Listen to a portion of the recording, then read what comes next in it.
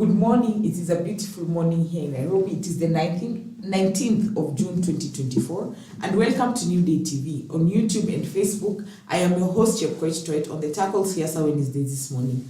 And the topic is very interesting. The topic is Finance Bill 2024 rejected on the streets, presented on the floor of the House. And joining us this morning is Wakili, Dr. Fred Ogola, and Kennedy Ondie, who is not yet here, but I'm hoping will join us during the segment as we continue. Dr. Yes. How are you this morning? Fine, thank you. Yes. How are the protests? Umeenda kutoa wale watu ambao walishikwa? Yesterday we spent a whole evening and part of the night trying to get lawyers to remove the protesters who were arrested. But of course, they were denied cash bail. The policemen denied us access to them. They were not even allowed to talk to us. And they were not even accepting that they have arrested protesters for the finance bill, because that's not what they wrote in the OB. But nevertheless, what I can say is that I told you when I was here some 2 weeks ago that the current president is removable from power. And I also said that his removability is very high. And he thought that he'll be removed by the usual culprits. I've also been telling people that the next election, which whenever time will take place, whether it's in 2027 or it will take place before, as concerned citizens, is our feeling that the president will be removed before 2027. That's why we came with the issue of debe kabla debe, means ballot before ballot. Kuna madaraka bila mamlaka. So those things are rallying calls that you cannot ignore. The voices said they are tired. When they said Ruto must go, what do they mean? Do they mean we are waiting for an election? No, they didn't. And I told people that the easiest president to remove since independence is William Ruto, because William Ruto won the election with only 200,000 votes. Actually, the percentage was 50.5%. Remember, Kibaki did it with 60-something percent, and the next time he really struggled to win the election. If not, he lost to Raila Odinga. So what we are seeing is that Ruto is meeting the 53 million Kenyans, not Raila Odinga. Ruto is not meeting Uhuru Kenyatta on the street. Ruto is not meeting politicians who are vulnerable. We know politicians are vulnerable, because if they organize a demonstration like that, the president simply has to go to them and tell them, Wewe, if you try, I'll close your business. Then they withdraw. But those people on the street, how will you close their businesses? For me, when they arrested me and took me to the cell, they did all investigation and found out that my M-Pesa is full of Fuliza, so I cannot finance the activity. They checked and found that no one has ever sent me money to do a mandamano. People just believe in my ideas. And the Kenyans who went to the street, they went to demonstrate. They are using their own initiative. No one sent them to the street. So whom will you arrest for having organized and planned and executed the protests? And let me take this time to commend my concerned citizens of Kenya, because I am one of the leaders of concerned citizens movement, by telling them that they conducted themselves very well. No one carried a weapon. No policeman was beaten by a stone or anything else. We have no any information on any aggressive destruction of property, life, and the rest. I commend Kenyans for going to exercise their constitutional and democratic rights. But I want to encourage them by telling them that let us not be desperate as Kenyans, because this is not our war. This is a war for the people of God. We are fighting a war for the least, the lost, and the last of Yahweh. The least are the people who are least despised in community. If you are poor, no one cares about you. The government can treat you the way they want. They can beat you up, they can arrest you, they can kick you the way they did me. The lost are the people who have been cheated by this government. They have been misled. They are going into sufferings. They told them they are called Mama Mboga. They were told they are called Boda Boda, mtu wa chini, mtu wa mkokoteni. They were called names. Let me ask you, Towett, how do you call somebody Mama Mboga? Nani ashawai za mboga? You know, if you call me Mama Mboga and you call my mother Mama Mboga, and my mother gave birth to Fred Ogola, Do you see how despising is it? So we are seeing those are the least, the lost, and the last are the people who receive government services after everything is done. Can you imagine that when the president collects taxes, he pays himself, he pays his house. You saw Uhuru Kenyatta complaining of not being paid a lot of money, isn't it? But Kenyans who do small businesses, who go to borrow money from the bank, they use this money to offer government services and supply products to the government.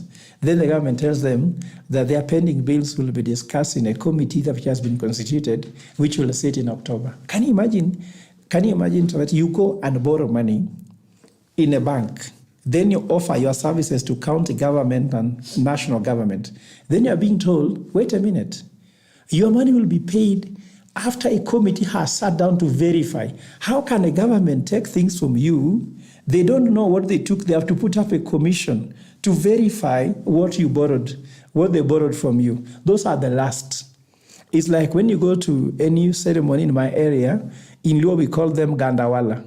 When there's a funeral or a big party, they say Gandawala will sit under the tree and take githeri and porridge. While the main people go to the main room and eat chicken, they'll drink wine and whiskey, while Gandawala will be taking githeri and porridge. So how can a government treat people? So I'm saying this war is for the last, for the lost, the last and the least of Yahweh. And I am a good Christian. If you go to Numbers 21:14, they said Yahweh has never lost a war. Remember, throughout, when Moses led the Israelites from Egypt, Yahweh never lost a war.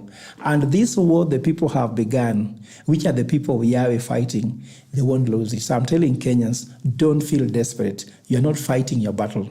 This battle is God's battle for God's people and for the final salvation of the people, and mostly for economic liberation of Kenyans, because we are not fighting a battle of constitution, we are fighting a battle of economic liberation. All right. Thank you, Daktari, for that very powerful opening. And Daktari was leading from the front a few weeks ago, and he got his own taste of being on the street. But that notwithstanding, we would like to look at a quick look at the dailies this morning, because yesterday we saw a new crop of protesters. We saw what is generally known as Gen Z, and those people who had always been, yes, protesting, but from the comfort of their phones. So whether it was X, whether it was on Facebook. But for the first time yesterday, the streets had very different faces. And I remember one particular video of a young lady on TikTok who told Honorable Raila Odinga that, in fact, don't even come to the streets. Eat wachi. Yeah. And Baba later on retweeted to say that he's a proud father. Yes. Because he has come from far and finally he has seen the young people come out to stand up for whatever it is they think is right for them, or whatever they think that hurts them.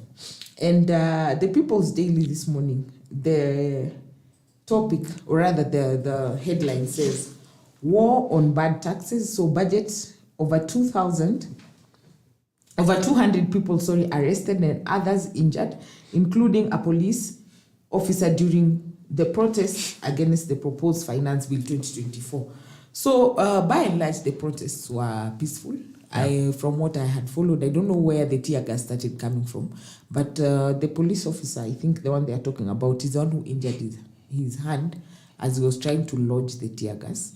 And Kome bans hearing of cases under tents over insecurity. We saw what happened to the magistrate Monica Kivuti. May her soul rest in peace. And how safe are you people in court? So that is the whole judicial system, lawyers included. Now, Wakili, the face of the protesters of this protest this time around, what was different? You see, what's happening is that, first of all, Ruto has done something that no one has ever done. You know, you can always make the lower class feel the pain, but when you hit the middle class, and the middle class gets out of the street, and they feel nothing to lose, you can't survive. And we are looking at all revolution that took place. You know, the one of Egypt? Yes. The one against Hosni Mubarak. The Gen Zs came out of the street And they even came up with different strategies. How can you pour Omo and foam on the road so that the road can even be so slippery that the policeman cannot chase you? They used Facebook. They launched big. That time it was Facebook was big. There was no TikTok. But now look, we have Facebook. We have Instagram, which was not there then. We have TikTok. We have chat. We have so many things. In fact, even Gen Zs were using USSD code even to contact trace where each and everyone was, even to give information about how to move around. The policemen, with their poor technology, could not match the technology of the Gen Zs. And I'm telling you, if they are not careful and come back and find peace on how they can actually deliver to the Gen Zs their demands, they are completely outwitted. Because I'm looking at the policemen, how they are still using this, their over thing for communication. Though it's effective among them, but it's very disineffective when he's talking about now how to engage the other people. So technology was really used yesterday. And you see, also one thing which was very instrumental was that we were not seeing the very poor people from very low slum areas coming to the street to demonstrate, but we also saw people from middle-class families. We saw people from upper-class families. Like I could see Sylvester Kasuku had to go and take his daughter from Central Police. Yes. Sylvester Kasuku was one of the senior people in this country to the level of a PS. How can a PS daughter go to demonstrate? What is he telling the world? So former PS daughter. So I'm trying to tell these people that the face of Kenya that is coming up, they are concerned about the following. And if you look about for us at concerned citizens, we have cut them into three. One is livelihood. What's your livelihood? How you survive, the food you eat, just basic needs, isn't it? Secondly, we are concerned about what is called your comfort. Your comfort is government services, the road network. Can you get a passport? And Gen Zs want to travel. They cannot get a passport. You are told that a passport will take I don't know how many years to get. There's no guarantee. So they are suffering themselves to get documents. They want driver's license. It becomes crazy. Sometimes they want to buy land. They are looking for how can you buy land on the phone. Yet process of buying land in Kenya looks like, I don't know, the process of digging gold. So they are finding that they cannot even invest in their own economy. They want services when they are sitting on whatever they are in offices, you are working, at the same time you can purchase land. They cannot purchase even government securities the way they should do. So they're realizing that this economy is not theirs. So they are coming out because they are so hurt. You could see that was a thing. So comfort is the issue. The third thing, we are talking about the future. When a government wakes up and reads a budget in parliament, my dear, I was so heartbroken. I've never seen such an insensitive government.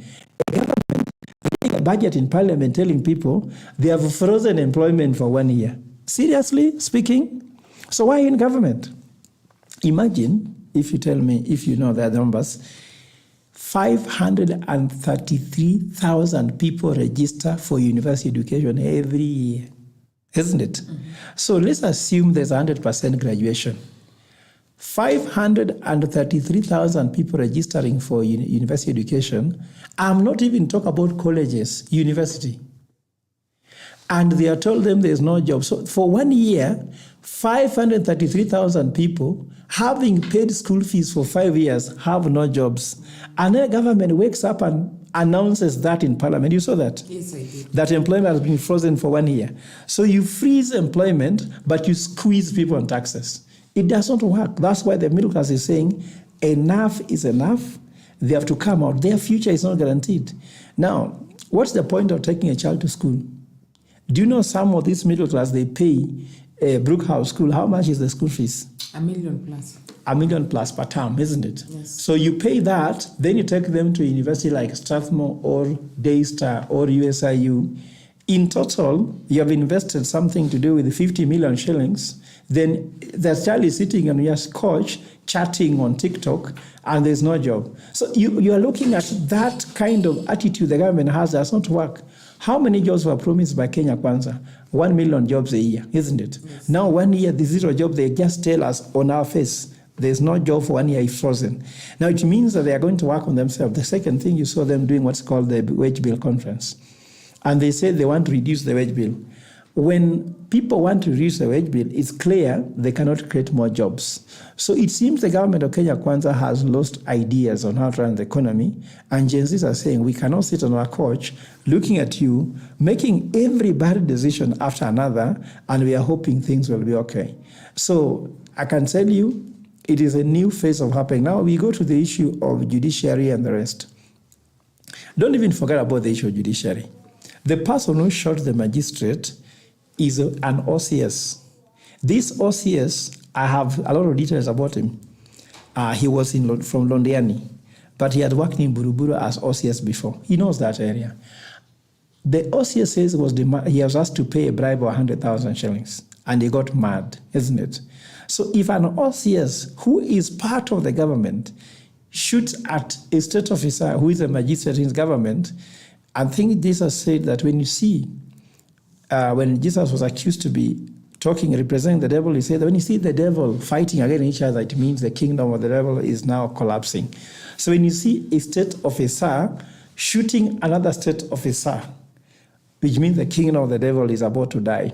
When you see Gachagua inside the government, feeling unhappy in his own government that he formed, you must know the kingdom of God, the kingdom of heaven, of the devil is collapsing. When you see many ministers, some MPs from a stronghold that elected the government, saying they are going to shoot the finance bill down because his people has told him, you must know that the kingdom of the devil is actually collapsing. So according to me, if William Ruto does not wake up and listen to Kenyans and smell the coffee, in fact, if at all he has time, then he's going to go down and going to go down very fast. In fact, a revolution comes from the sparks you saw yesterday. Do you know anybody who ate tear gas will forever hate William Ruto? And that's why we have developed the logo saying, I am a concerned Kenyan. I ate tear gas, I am a concerned Kenyan. I received fake fertilizer, I am a concerned Kenyan. I lost my job in this administration, I am a concerned Kenyan. I feel economically deprived, I am a concerned Kenyan. I am overtaxed, I am a concerned Kenyan. I'm a teacher who has been put in internship without salary, I'm a concerned Kenyan. I'm a medical doctor without a salary, I'm a concerned Kenyan. I am, whatever it is, I'm a policeman who receives salary that cannot keep my family. I'm a concerned Kenyan. So the concerned Kenyan citizen movement will become a very big movement. And actually, I can tell you, the government will be made from the concerned citizen arm of government, not the opposition, neither the government. Because I can tell you, as I can say it now, in 2027, if elections are there at that time, we'll be choosing two horses. There'll be one horse which is called the political horse. Another horse will be a horse of concerned citizens. So those two horses, you can predict which will win. The concerned citizens will want to have a professional heading the country, because the message we have is that Singapore was not turned around by a politician. Singapore was turned around by economists. Imagine, Towett, that Singapore has elected their most qualified economist to become the president of Singapore. But for us, we choose the most qualified politician, and politician is all lies, all corruption, isn't it? All misdeeds. That's what politicians are all about to run the country. So we cannot be hoping to become Singapore, but our decisions are like the ones of becoming Somalia. We cannot. All right. Thank you for that, Wakili. Now, the Star says, tech and talent power noisy taxation demos. Ruto bows to pressure, drops some punitive proposals as MPs begin to debate. So the debate on the floor of the House will begin today and tomorrow, but also we have seen the demonstrations will be taken to other parts of the country, that is Mombasa and Kisumu. I don't know what is the expectation on the Kisumu demonstration, seeing as to Kisumu has always been a hotbed of politics and demonstrations. So we are watching to see what happens in some of these counties. But also, a quick one on the Standard, Ruto beats retreat amid tax protests. So again, there's a picture of the people who are demonstrating yesterday running. So after 6 hours of intense talks with Kenya Kwanza MPs, President Ruto pushed to a corner by rejection of the unpopular finance bill and chaotic protests, was forced to withdraw 18 punitive tax proposals but immediately introduced new ones while enhancing others. So I don't know what the new ones are. I can see Daktari shaking his head. 20,000 teachers to be employed by TSC. That is a good move that is welcome. And lastly, on the Daily Nation, new face of protests as Ruto backs down. So as we can see, the protesters here are quite happy. And if you even just from looking at it, the Nation says rise of Gen Z, their youthful looks, dressing, and even the placards they wielded trampled on the stereotype and protests belong to raglag delinquents who have nothing else to do and who are often politicians' hirelings. And yesterday they took to the streets in their hundreds, armed with their smartphones to oppose new tax measures, which President Ruto and his ruling Kenya Kwanza Alliance MPs had just made concessions. Now, as we are talking about the new phase of protesters, being the young people, the Gen Z, my question to you, Akili, would be, what is the background of this Kenya Finance Bill 2024 amid, and what are the main provisions? So first of all, I think I will start with a very interesting question you asked earlier. Why are these people still protesting in Mombasa, in Kisumu, while Ruto has backed down on the finance bill? That's a very important question. And the main answer to this question is, this tax bill was supposed to generate 303 billion shillings to finance the budget. Remember, the budget estimate had been approved already. So then if you back down, where do you get 303 billion shillings if you back down? And if you introduce new taxes in State House, the press statement took place in State House. So, Towett, do you want to believe that that's the process of doing a finance bill whereby you call a press conference in State House and introduce new taxes as you back down on the ones Kenyans don't want? If there's a time we used to ask, if at all you're supposed to have any pain in your body, which part of your body will you choose to have pain on? Headache is equally very, very painful, isn't it? What about toothache? The worst. What about eye ache? What about nose?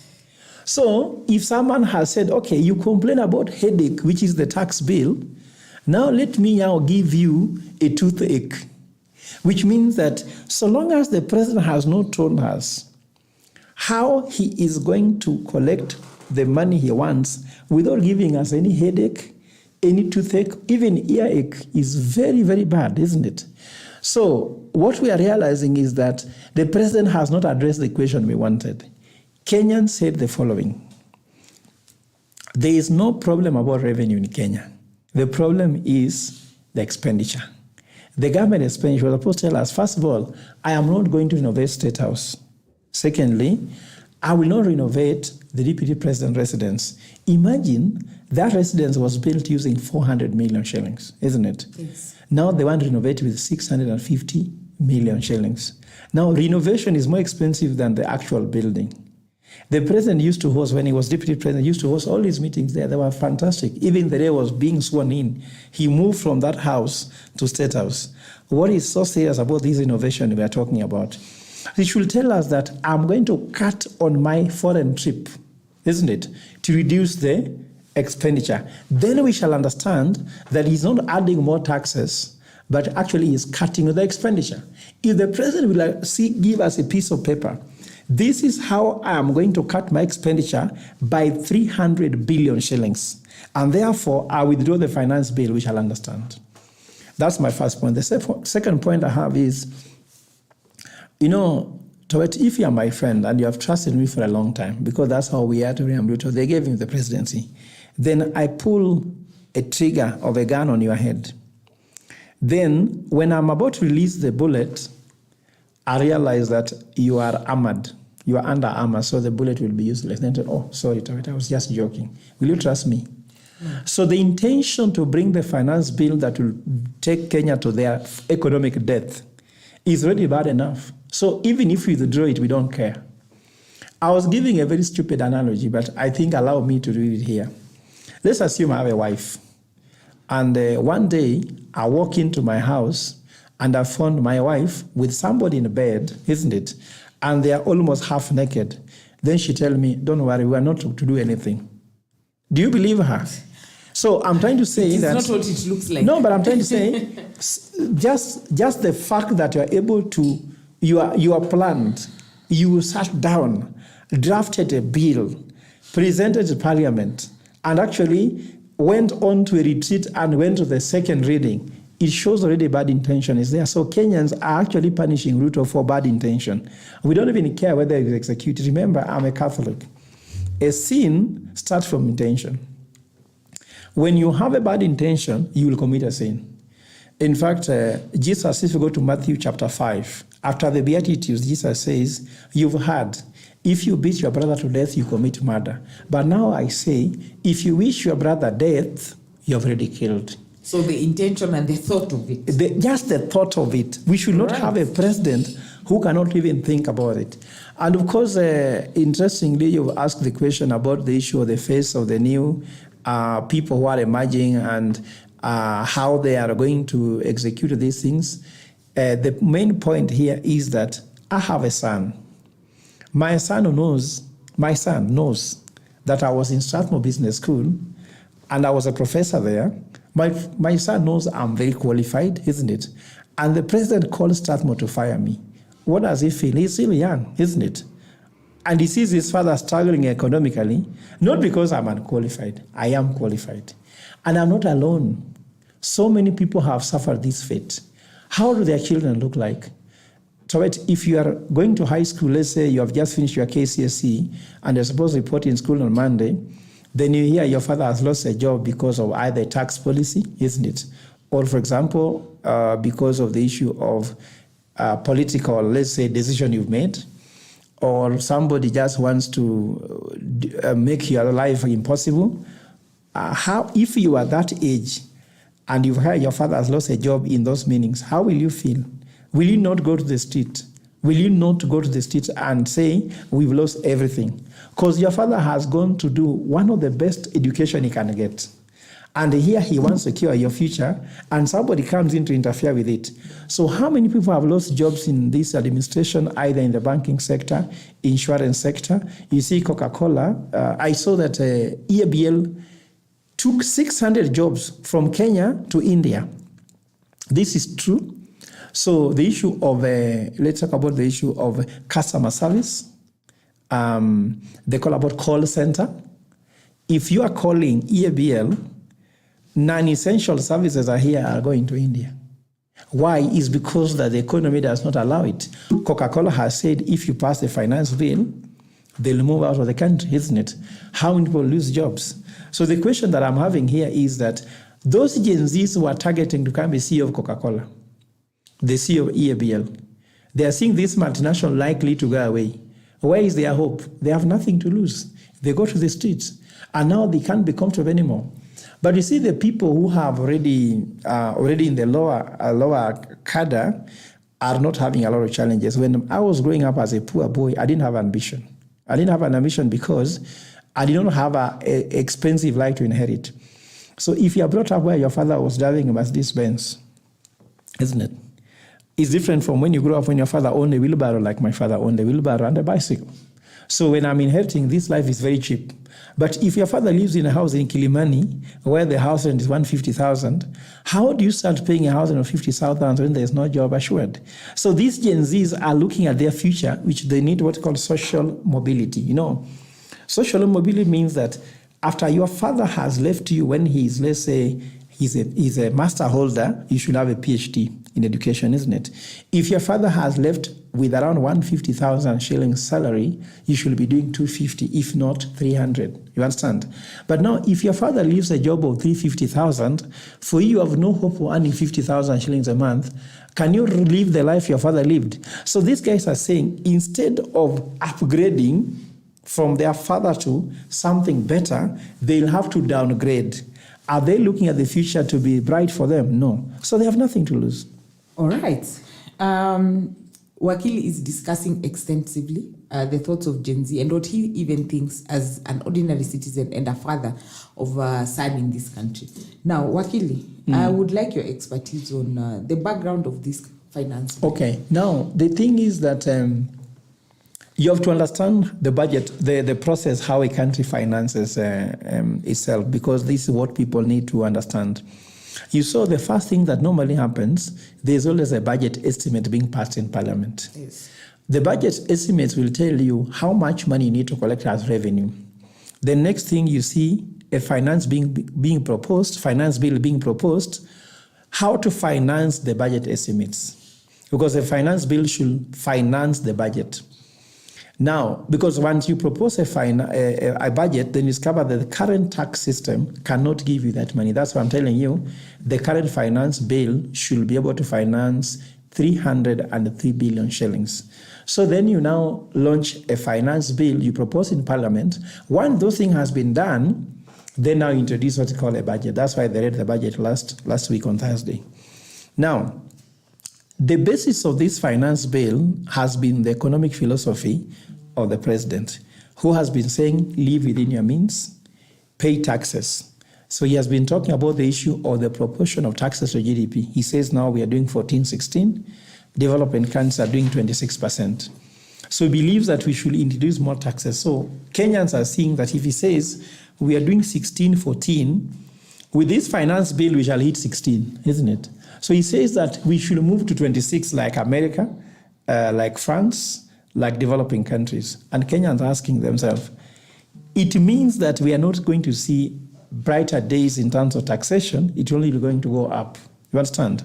So the other thing which you have to understand in the philosophy of the finance bill, we are being run by Kenya Kwanza that propose what is called bottom-up economic transformation agenda, better, isn't it? Yes.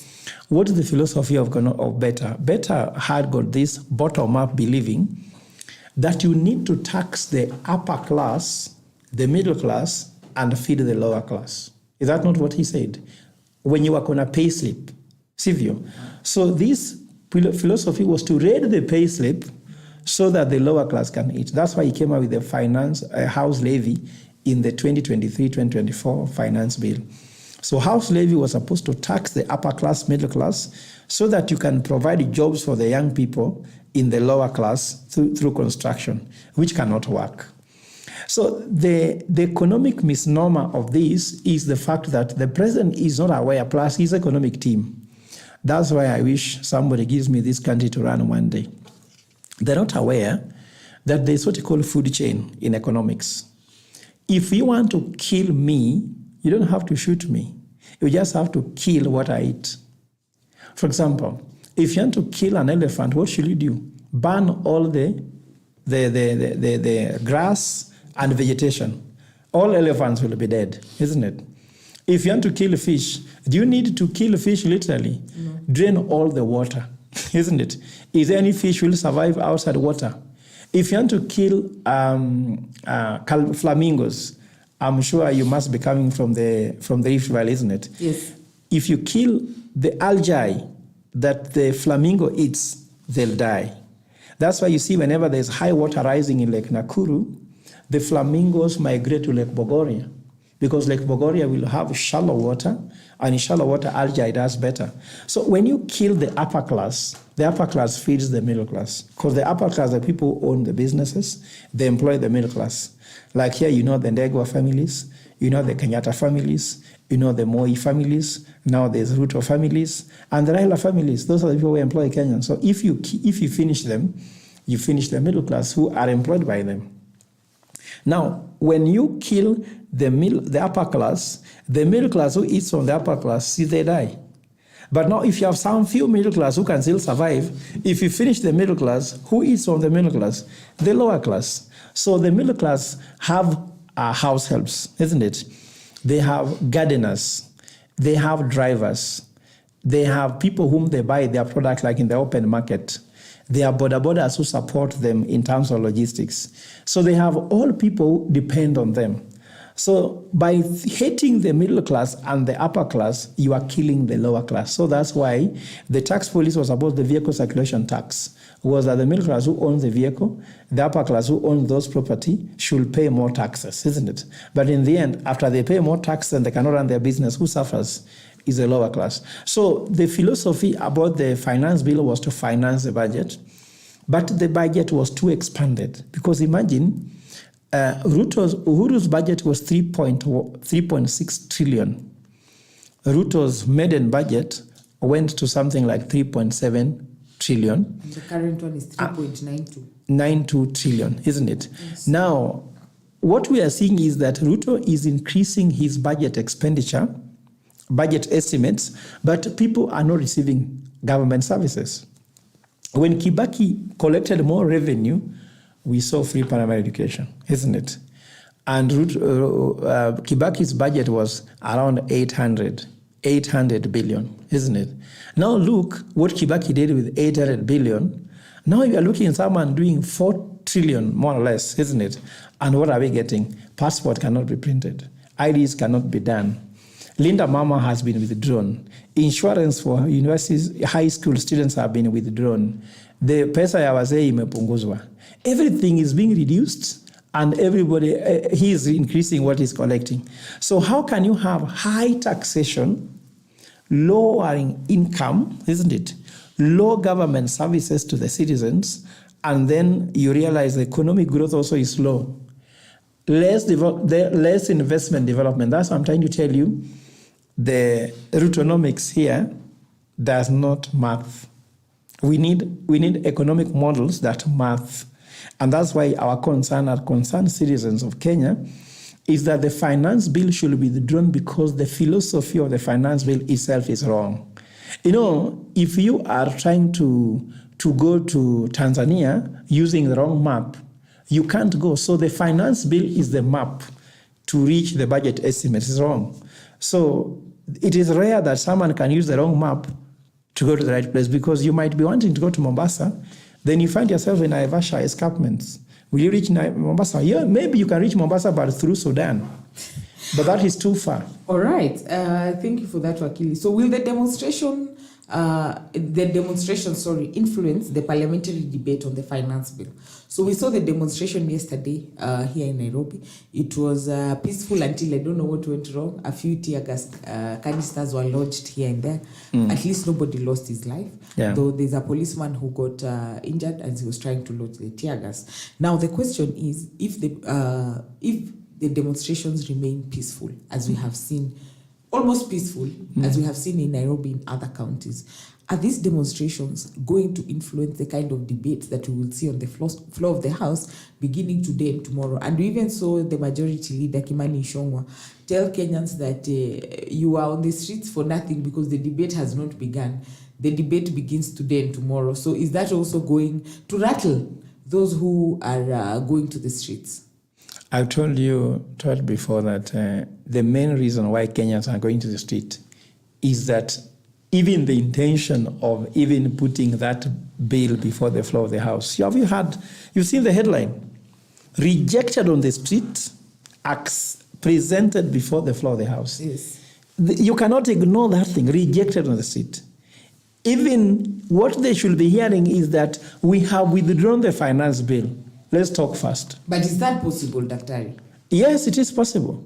No, because knowing the government, and you are a player in the politics, and the economics. Do you think that is something that the Kenya Kwanza government is going to do, to withdraw in totality the bill? They cannot do because they don't want to do it. But we gave them a formula. The press statement we shall issue today is very clear. A third of the money, the 3.92 trillion they are collecting, a third will go to corruption. Which one is easier? Fighting with these young people on the street or lower corruption? Secondly, another third will go into wastages. Like now, look, how do Kenyans pay taxes? Then you have office of the first lady, office of the first wife, you understand? Second wife. You saw Rachel landing in Uganda in Air Force, the present official plane, isn't it? Did you elect Rachel? You understand what I'm trying to say?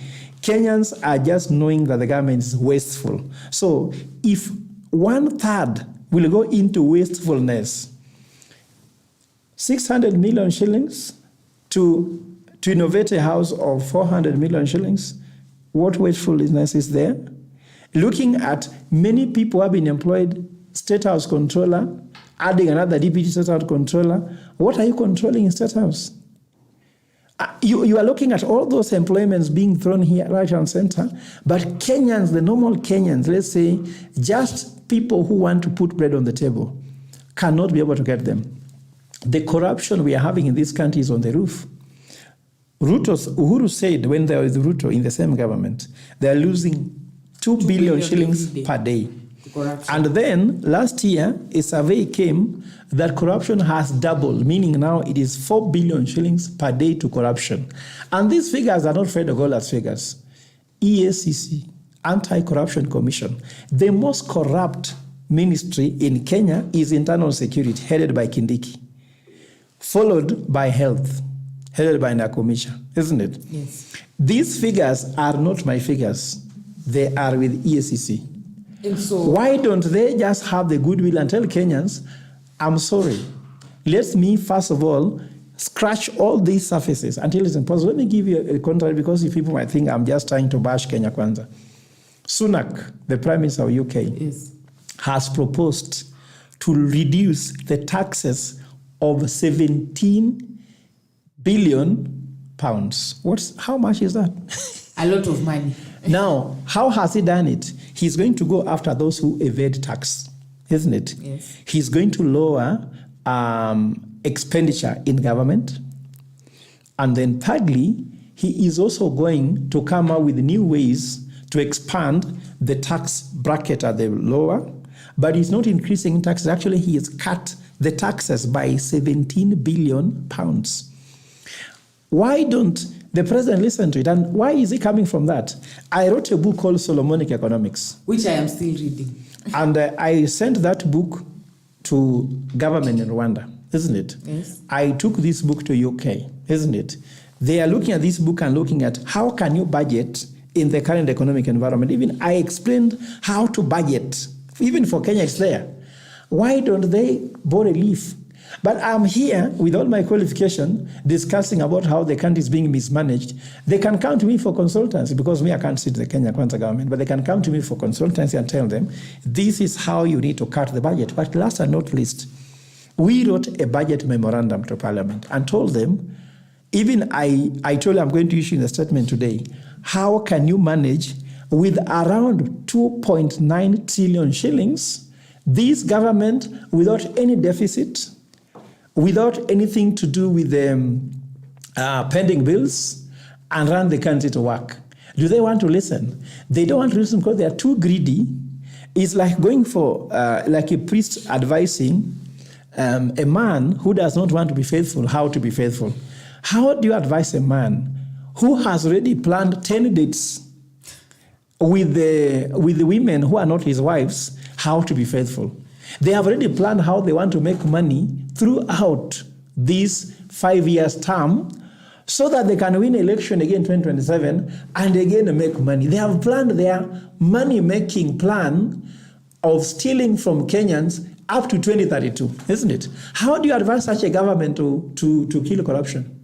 All right. That question we will pose to our viewers, but also we are going to ask our viewers this morning, what are your thoughts on the demonstrations yesterday? That we saw new faces come to the streets, we saw new faces chant a way forward for their future and stand up for what they think is right. Now, Dr. you have still not answered my question. So will these demonstrations affect how the debate is going to go on the floor of the House? They have actually the social media campaign, leaving not even the demonstration, influenced how MPs were reacting to the whole bill. Actually, MPs were trying to lobby the president to withdraw the finance bill, but this one's happening at chini ya maji. Because let me tell you what, 99% of Kenyans are unhappy with the finance bill. Okay. So because of that, these MPs are representative of the people. Remember, MPs have 3 roles. 1, representative of the people. 2, they do what's called oversight. And 3, legislation. So if you are representing the people of Ugenya, or representing the people of Karachuonyo, or you are representing the people of, let's say, Langata, when the people of Langata are not happy and they are on the sea demonstrating, if you are Jalango, what do? You have to listen to them, isn't it? So it is obvious that the MPs want to be re-elected unless they are committing suicide, political suicide. They have to listen to people. So some of them will decide to keep quiet. And by keeping quiet, it's already contributed to the debate, because you cannot keep quiet. You cannot wake up and say, I'm supporting this bill. Once you say that, we'll be notifying you that your term is over, isn't it?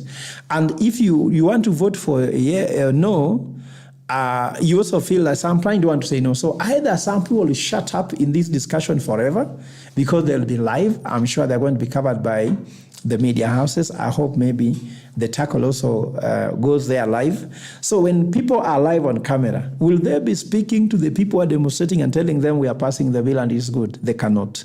So obviously the demonstrations, the media campaign has really influenced how they are. Some MPs have been forced to speak about it in funerals, in church ceremonies, and they have said they are rejecting it. Now, how can they go to Parliament and speak differently? So it is going to be what it is. Then you saw the MPs meeting in State House, the president, and saying they are stepping down on most of those issues, meaning that the confusion that the demonstration has caused to the finance bill debate today, Parliament was not prepared. Remember the committee meeting in Naivasha had a proposal to the president. The people who proposed these bills also are going to be the floor of the House. So it's crazy. And last but not least, Kenya needs to know that they have enough experts within the country to draft their bill. And we asked the president. I've heard people talk about, this bill is from the IMF, it's from World Bank. That's nonsense. Because we did not elect IMF, did we? We did not elect World Bank, did we? We didn't elect America. I've heard people hitting at the U.S. ambassador. But the U.S. ambassador is a U.S. ambassador. He's here in the interest of America, isn't it? IMF and World Bank, those are banks that need to make money. So it is us Kenyans who ask ourselves, how can we take advantage of IMF and World Bank to serve our self-interest, not to serve the interests of IMF and World Bank? And I don't want to hear any Kenyan blaming external forces around it. We have a head of state. He's the commander-in-chief of the armed forces, isn't it? With being a head of state and commander-in-chief of armed forces, is there anybody else who should take instruction from? That's why I was so disappointed when the president was in White House, in the Oval Office, and sitting on the chair of Joe Biden, telling Joe Biden, when Joe Biden asked him how he is going to partner with Mr. President, with your leadership.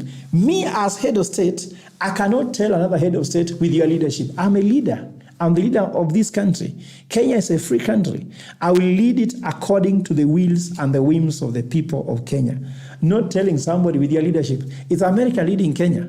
So I want us to remove external forces and look inside, and I'm looking at MPs only listening to the people. Okay, we have removed external forces and we are now introspecting and looking inwards. As an economist and also a specialist in governance, what are some of the potential impacts of the finance bill provisions on the economy and everyday lives of Kenyans? So from an economic point of view and not the politics that we are seeing, because this thing has also been overshadowed by politics. But here on the tackle, we aim to educate, na sio kuambiana rumors. Okay, so yes. I'm an economist, actually. I can tell you even Towett. Everything I've been saying here are backed by science. I am a Kenyan. I love my country. I also love my leaders, but as per human beings, but I don't like their action. And I have to say that because they're second year. Let me just explain here. Economically, we need to ask ourselves, what is Kenya's economic problem? Because you see, if you know the problem, that's why if you feel unwell, you go to a doctor and you have to tell the doctor what you are suffering from, the symptoms. Then the doctor will give a good diagnostic. And with a good diagnostic, you can be given a medicine that can help you. Remember that if the prescription is wrong, even medication is equally wrong. So what is the Kenyan economic problem? There are only two. One, we have high debt. But that high debt also has more issues because we do not know what is the official debt. But let me just say there's high debt because the rest now I cannot verify unless we have done our petition in court. We are waiting to verify what's the official debt. We are working on that because Parliament says it is 2.1 trillion. Treasury says it is 6.8 trillion, while State House says 11.23 trillion. So the truth is, whatever you want to take, you take the figure you want. But let's take it from us that in the proposed budget for 2024-2025, they are proposed to pay the debt using 1.1 trillion. That's what is proposed. So out of the 3.92 trillion, 1.1 trillion will go to paying debt. And they're trying to say for every 100 shillings, 60 shillings is going to pay debt. So that's significant, isn't it? It is. So that's one problem, high debt. The second problem we are having is that we have low economic activity. What do I mean by low economic activity? One, we are not seeing productivity of the country in terms of the manufacturing sector. You go to Mount Kenya, you see how the businesses are suffering there. You go to Rift Valley, which is the breadbasket of Kenya, they are suffering. You go to Luo Nyanza, Western Kenya, they have closed all sugar companies that are the sugar belt there. Rice schemes are not doing very well. You see now the issue of Mogoka is now an issue for the coastal region. You go to Towett, you find the issue of where they were mining there is also suffering. You go to Mombasa, Lamu, Malindi, the issue of blue economy, tourist activities are low. So we have low economic activity because hotel industry, they have 29 licenses and levies to pay before you can make business. But they only have one way to get money, by getting a customer in the hotel. Can you imagine? So the low economic activity is a problem. The second thing, we call them economic stimulus. There is no economic stimulus. And then secondly, we are having the high debt. So what should you do if you are a head of state who is an economist who knows what to do? First, raising taxes fully is not bad, but you have to know the optimal point, because whenever there is a willingness to pay taxes are falling opposite with how much taxes can be collected. If you raise taxes too high, comes to a point when no one is willing to pay anything. But also if you bring them too low, then everybody is willing to pay when they are zero. You know, if the taxes are zero, everybody wants to pay zero taxes. You see how that's nice? So we have to raise them to a certain level to make us repay the debt. So that is key, and I agree with the president, we must pay the debt. We don't have to default. On this other side, if you raise taxes too high, you lower economic activity. So unfortunately, the president is using one formula. He's only using taxes increment to reduce, to pay debt, at the same time to increase economic activity, which is impossible. So he needs to use some other measures to do this. Like one, the government expenditure is too high, it's unnecessary. Corruption is too high. Leakages in revenue is too high. Budgeted or not budgeted corruption should be dealt with, isn't it? So those issues are important. We also have very unnecessary commissions and institutional bodies. Like there's one which is called National Commission for Integration, Cohesion, isn't it? NCIC. Yes, what's the need? They are only here to tell us that, oh, you know what? Last year the cases were 60, now they are 265. So is that your work to tell us? What we are looking for is that we want Kenyans to coexist together. What are you doing? So I'm trying to say there are so many unnecessary non-priority spending which we need to reduce. The other thing which we need to do is that the interest rates are too high. So these Gen Zs who are making noise here, they cannot be able to borrow money to start their small businesses. Somebody wants to start a shoe business online. You know, they like online, they like digital stuff, but need to borrow money. How do they borrow money if the government, first of all, is competing with them to borrow locally? At the same time, the interest rates are too high that the cost of capital really takes away all their profit margins. So if you allow business activity to start thriving, works. Thirdly, people need to have what's called alternative income, because Towett, my dear, it's become so hard now to survive on your salary alone. So Kenyans need to have side hustle. I don't want to call them hustle, but I just say alternative income is the right economic term. Alternative income. So during Uhuru Kenyatta, the alternative incomes were around 85%. 85% of Kenyans had alternative income. The figure has dropped to 58 in this current government because of the issue of taxes.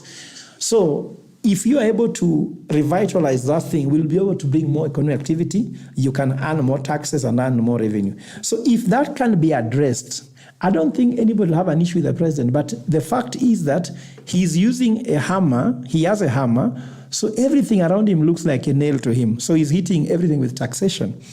Overspending, corruption is ongoing. Someone said that the president looks like an adolescent who is achieving some adolescent activities that he didn't achieve. For example, you want to show people you have a flashy watch. As a head of state, really, who cares about what you have? Watch is being used to wear by poor people like us to show we have money. When you have money, you don't have to show that you have money. Why do you want to show us how expensive your shirts are, t-shirts are? For me, I don't care. I just have to appear in a way that looks desirable. I don't have to wear a new suit. So I'm looking at it, a nice car. I'm buying a car that I will have bought when I'm 15. So we should not go to those things. We should focus on what is good for Kenya. The president has State House where he lives. He has got a transport being offered. Why should you be again buying a car to show that's the president car? The issue of transport should be decided by the people who are deciding the State House. Why should the president decide on everything and flashy? Look at the guys around him, how they're living flashy lives. So Kenyans are looking at them living a flashy life, and then they're telling us, live within your means. But we agree, we need to live within our means. But living within our means means the following. You lead by example. Start you yourself living within your means. And then secondly, ensure that the people next to you are not crooks. But if people next to you are incompetent and they're crooks, and then you're meeting a cabinet, I don't think that even you, Towett, if you become head of state, you want to chair that cabinet. What advice can they give you to run the economy? So the president needs to start working on the competence of his cabinet, the PSS, all parastatal heads. We have to have competent people. Airport is leaking all through and through, isn't it? We are seeing complete show of incompetence and clear disregard of any operational efficiency of this government. So as far as I'm concerned, the solutions are there, but the willingness of the president to do them and his government and his boys around him and girls around him is not there. Whenever there's a will, there's a way. And here there's no will. All right, so wherever there's a will, there's a way. And Daktari says that he feels like there is no will. But another question to you, Daktari. Yes. Does this bill align with the government's broader economic policies and goals? Because we saw Kenya Kwanza campaign on the platform of BETA, that is bottom-up economic transformation agenda. But is this finance bill even aligned with some of those economic policies that they told us about as they were campaigning? No. You see, look here. What did the hustler want? The hustler nation. They did not want to be fed. The hustlers wanted a job. The hustlers wanted economic vibrancy at the bottom of the pyramid. Now, if you look at the president's economic philosophy, he's not addressed the issue of job creation. Actually, he has made his minister tell us he has frozen unemployment. When you freeze unemployment, can the economy grow when there's no employment growing? No. So it is clear that he's lying to people. He told people boda boda how they'll move from riding a boda boda to becoming owners of Ubers, and then later be able to own a plane. That's what they were told, isn't it? Yes. When I was in Thika, I have a video here when I was talking to boda boda people in Thika. They told me that Kibaki moved them from riding bicycles, which was bicycle boda boda, to a motorcycle boda boda. So they were having hopes that after Uhuru left, because Uhuru is the one who finished the implementation of the motorcycle thing, they were going to move from boda boda to Uber. But now they are going back to motorcycle. But in fact, they were walking during Moi, isn't it? Then they got to a boda boda motorcycle. Then look at them now seeing that it's even better to work in Mjengo, because some people left Mjengo They worked in Mujengo, bought a motorcycle, thinking that now, after working in Mujengo, saving money, buying a motorcycle, I'll be better off riding a motorcycle. Now they are saying to say, Mtu wa Mujengo is better because Mtu wa Mujengo spends nothing. You just spend your energy and you earn your money and go home. How can a Mujengo person who has no fuel to pay, isn't it, has no motorcycle license to pay, has no any cost to pay, become better than someone who owns a motorcycle? So they are looking at self them worse off. Then, secondly, the president was supposed to bring so many companies to start working here. Whenever he goes abroad, he tells us about how many American companies are coming here. I don't know, Hollywood, what. Have you heard of Hollywood setting up in this country? So he was supposed to bring foreign direct investment in terms of many multinational companies coming to set up in Kenya to give jobs to us. But he's doing the opposite, telling us now, hustlers, go work outside the country. Nurses, go work in Germany. And these jobs actually, even passport, do not exist. So everything they said they are going to do to Kenyans, they have not done. But everything they said they are not going to do, they are doing. So we're asking ourselves, who stole the manifesto for Kenya Kwanza? Please return it to them, because I think they must have forgotten it. Maybe Towett, they can hear you. Me, they can't hear me. Please, can you make a shout and tell them, please, look at your drawer. You might have your manifesto there. Let me make my microphone. Whoever stole the government's manifesto, that is the Kenya Kwanza administration, Dr. Ogola is making an appeal that you should return it to the government, because going by what they used to campaign and maybe what is going on currently, it does not match. The math is not mathing. So kindly, rudisha notes za wenyewe. Yes. There's something that needs to be done about it. But also, going by the trends, yeah? How do you foresee this finance bill shaping the economic landscape of Kenya? Because one thing we know for sure and for a fact is the finance bill 2023 was, there was an uproar. It was the first time that Kenyans came out to discuss issues to do with the finance bill and budgeting. And at that time, there was the issue of the housing levy. But now in this finance bill of 2024, the issues are even more. So, and going by the trends, it went to the floor of the House and it was voted for. How do you think this finance bill is going to shape our economic landscape, if at all it goes through? First and foremost, the finance bill for 2023 had already shaped the Kenyan economic landscape, because Kenya has never cared before what is a finance bill. But you see, when they realize that some of the things are hitting them directly, especially what raised Kenyans' alarm about finance bill was about the house levy. And I'm sure that Kenyans are now realizing that the finance bill is what gives them either a lifeline or gives them a death line. And for that matter, it means that any proposal that will be brought on anything to do with the finance proposal, budget, and the rest, Kenyans are going to read it thoroughly with a tooth comb. Like you see, some Kenyans were surprising me, even taking, let's say, photo shots of some pages and sending for professor. Have you seen that? They're like, wow. In fact, some Kenyans, I even saw somebody who writes Boda tell me, Professor, I've seen something in this finance bill that affects me. People are reading. People have never read before than this one. So Kenyans are going to become more economically conscious, and that is going to change a lot on how people look at the economic policies of any head of state. And secondly, and I'm talking for prosperity, anybody will ever run for president in this country. You don't know, 2027, people are going to question in details. People even ask, will you introduce a finance bill?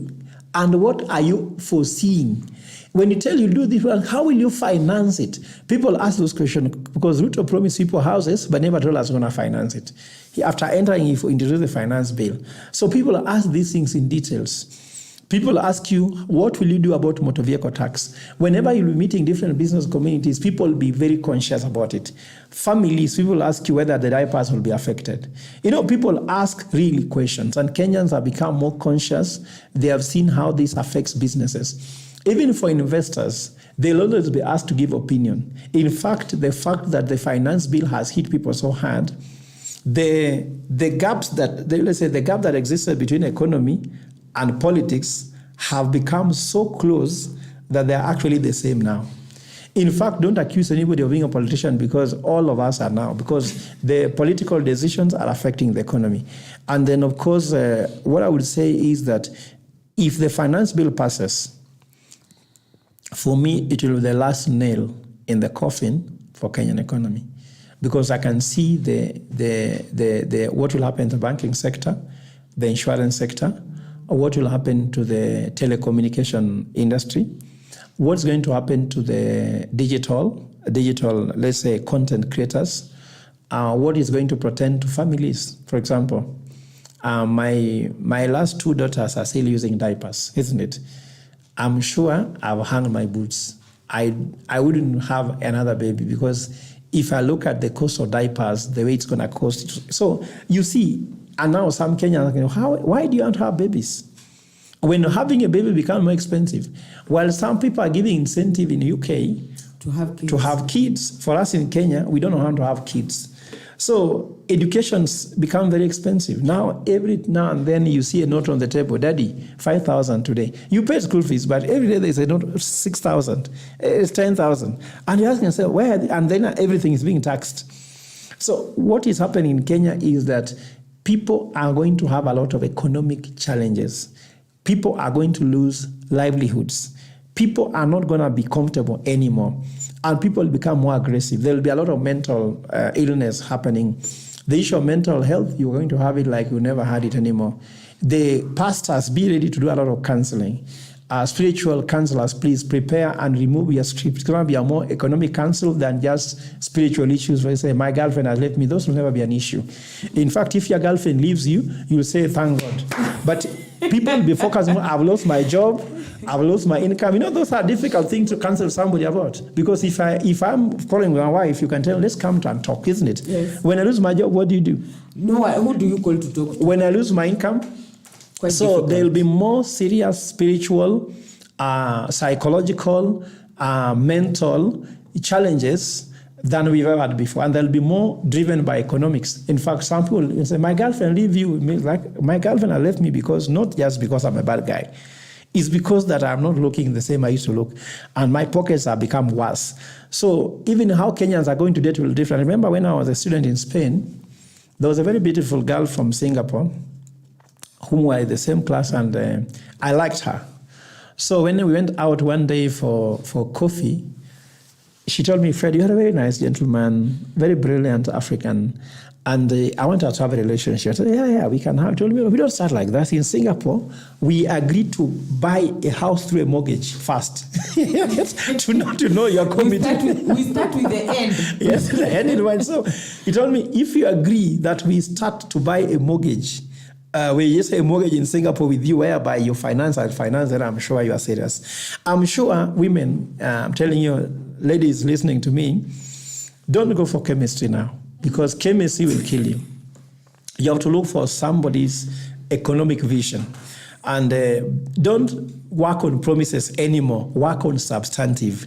Let us buy a house in Kileleshwa. Mimi nitakuwa naweka 20%, weka 80%. You know the man is serious, because relationship will become a little bit less interesting, but economic sustainability becomes really more important. So even how people look at relationship, childbearing, the issue of where you go to town, where you live and roll, people are going to look more economically, make decisions more economically.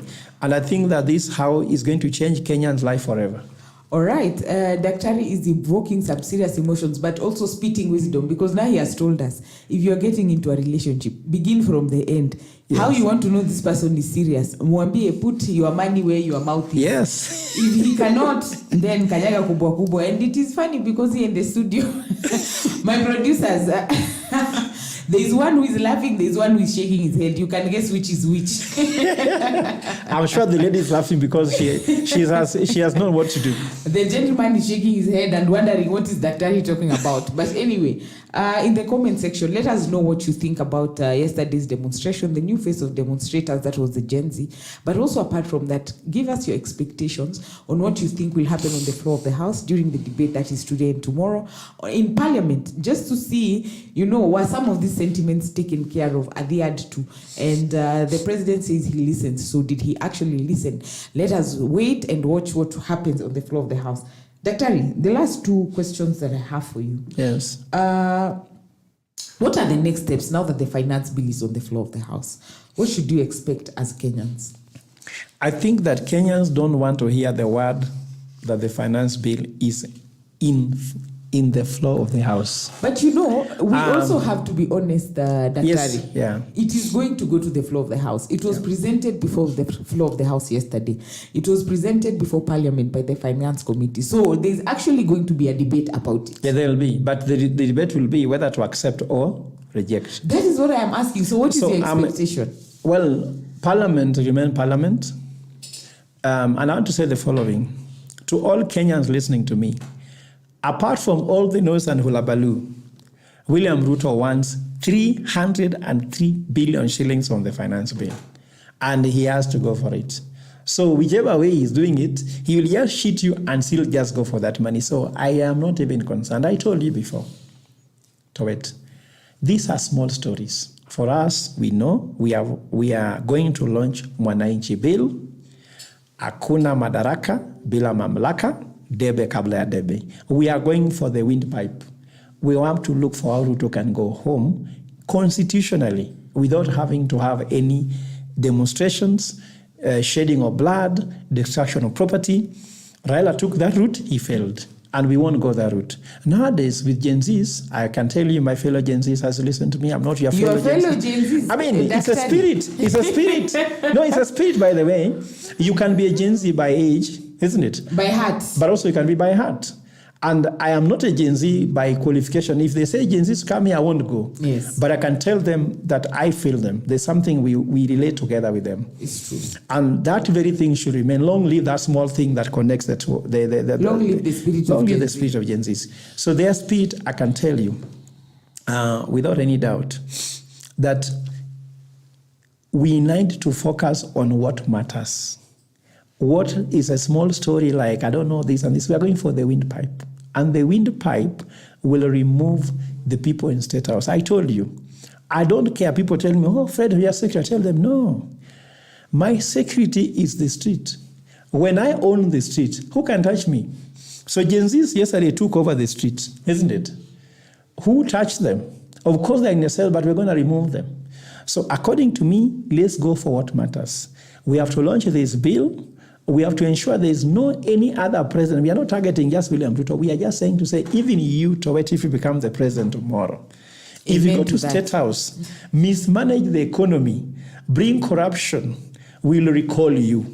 In fact, the president needs to really actually partner with us, because this will stop people from going to the street. Because people say, instead of going to the street to fight with you with stones, let us now recall. And if you are good in it, and if you can be able to tell Kenyans, excuse me, I've forgiven, yes, I'm going to change my mind, then there's no demonstration. So this gives a lifeline to any politician, but also stop the constitution from being thrown out. Because yesterday, the constitution was under threat, because someone was demonstrating, which is a constitutional and democratic, and people are beating them up. So such scenes will not be seen in Kenya. We want Kenya to have a good image, where we can have tourists coming now. If you're a tourist, you are in New York, you're about to take a plane, come to Nairobi, and you see those scenes on Al Jazeera, on BBC, on Sky News, are you coming? No. And that tomorrow, again, we won't collect taxes. So the president needs to know that the people are sovereign, and people's power is more powerful than individual power. And for that matter, let's respect that one. There's no two way around it. And according to me, we cannot even talk about the issue of saying that you are going to reject it. So according to me, they are going to pass the finance bill and collect their money. They might tell you, we are changing here, but the language of these people, you never know them. The bosses of the parliamentarian is the president. They have forgotten their boss, who are the citizens. So between now and 2027, for parliamentarians, unless your MPs, you recall them, your constituency, their boss is the president. Because they go to State House, they're saying they're going to look for development. The president has paid them more than you paid them, because for them, they pay you to become members of parliament. So if they paid you, then they are your boss. But now the president is paying them. So their boss is the president. Unless they come back and tell anybody running, we don't want your money, we shall elect the person we want, then you have a difference. But if you continue, Gen Zs, you don't have to go to the street this time. Go back to your constituency. Educate your mama, your nyanya, isn't it? Tell them who needs to go to parliament, who is a leader with a vision, so they don't have to risk their life on the street. I am asking them, I'm pleading, you have your phone, please dial it. Tell people how to vote next time, so that this Tugege These members of parliament who cannot think with their head but vote with their stomach cannot see parliament. This will be your coup. If you change that, then I know Gen Zs, you are worth your salt. But just going to the street again, I know you've gone now because there's nothing you can do for now. But next time, let us even stop the people who can go to parliament without reading a bill and then pass because they've been paid money. According to me, whatever the president wants, he will do. But will that be sustainable for him? No. Because I can tell you, he's doomed if he withdraws it. He's doomed if he goes on. Because of what? Kenyans have known that the knocking off the finance bill by the people on the street is a vote of no confidence on their government, on their president. So your people already have no confidence in you. That's why they were telling parliament to reject your proposal. They never went to State House. They just shouted, Ruto must go. All right. It is a case of you are doomed if you don't and you are damned if you do. So thank you, Daktari, for that. The last question before we leave this morning is there's been an issue. As much as we saw some of the exemptions that were made, the motor vehicle, the bread, the M-Pesa, digital eco levy, and all these other things that were removed from the bill, there's one that is very controversial and dear to Kenyans, and that is what they are looking out for. The Data Protection Act and the exemption of KRA. Yeah, of course. Article 51. Yeah, of course, you see now everybody is really... I like what... I don't want to say it's my idea, but I like what Catherine Wamushomba said. She said something very remarkable. You saw it. She said that we don't make laws to make other laws redundant. There's a Data Protection Act, which was to give you... which was to protect you in terms of information, isn't it? But now we are exempting KRA that for them now they can go against it. So that's not fair. It's like I've given you a right, then I introduce another thing to take away your right. Empower to disempower. Yeah, that's why as a Catholic, we are not required to marry a second wife, because when you marry a woman, you give her the right. But when you talk about second wife, you've taken away some wifeness from her. So this is not a good thing. So give somebody a right, don't demand back. As a Catholic, I know the only day I can marry is when my wife leaves me. Or maybe not at all marry. But I'm trying to say that unless my wife decides to leave me, I know I have a wife. And I can't talk about a second wife. So here is whereby Data Protection Act has been introduced, implemented, and Kenyans are using it, and no one has actually seen something wrong with it. Then KRA comes and says that they need this right. The president has been called Zakayo. Why? Because I think the president sleeps, drinks, eats, and walks tax. I'm sure any time he's walking, he's saying about tax. Because since he joined, he has only had one idea: how to tax, how much to tax, isn't it? And how to introduce taxes. Maybe he is just Zakayo. But you see, Zakayo was very different from him, because Zakayo was, this title Zakayo is not positive the way even he wants to take it. Because Zakayo was not only taking legitimate taxes, but also taking unfair taxes. Kenyans are telling him the taxes you're taking from us are not just that they are fair, but also you're taking from unfair taxes. Kenyans know they must pay taxes, but there are some taxes they need to pay. Also, they want to know how their taxes are being used.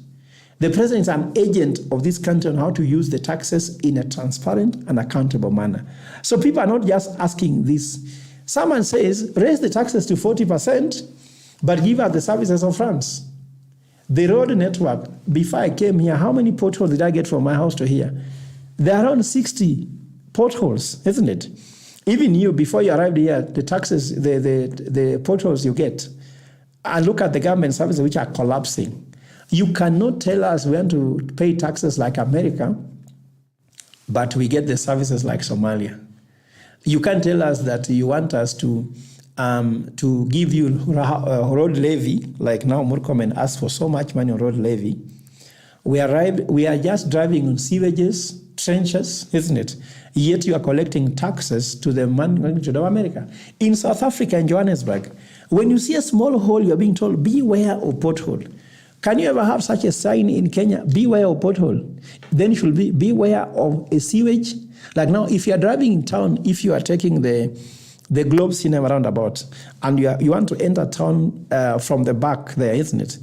Do you know that when you are driving, when it's raining, I was driving there one day, you are actually entering in the holes of sewer system. This is the CBD of Nairobi. Next to where this Akamba bus stops, yes. All that, you know that place. Now, you are telling us to pay taxes like America. Do you know how the Boston Square looks like when you're entering Harvard? Look at University of Nairobi, where it is. If you drive there, do you feel you are in the epicenter of academia? No, I'm sorry to say that if you enter Boston, my dear, you say, wow, God is here, isn't it? But if you are passing these students, university way there, you say, wow, you feel you should drive there and leave quickly because it is just threatening you. When you are driving in the CBD of Nairobi, nobody enjoys it. That's why some of us, we don't even drive there, we walk to the place because we are just scared, and everybody is hiding their phone and everything which is valuable. The country has no security, road network. So what we are telling the president is that we don't have a problem with all those things we are doing, but please give us the services. And I can ask the president, if you listen to me, I know you don't, but for today, because here I'm with Towett, please withdraw the finance bill. Tell your finance minister to think strategically, think outside the box, because taxing people is not thinking outside the box. There are better solutions. You cannot only have one solution. You have a PhD. By Kenyan standards, you are the most educated president Kenya has ever had. We want to see that education is solving Kenyan issue. Then that day we'll say you're using your education for the benefit of Kenyans, but not for your personal benefit, the benefit of your families, your fellow cronies, and your fellow friends. Do it for Kenya, because this is the moment. If you lose this moment, my president, I'm sure that we shall show you in the next election that this country can be done differently, and Gen Zs will go to really disrupt this election which is coming. I'm telling you, you'll be shocked.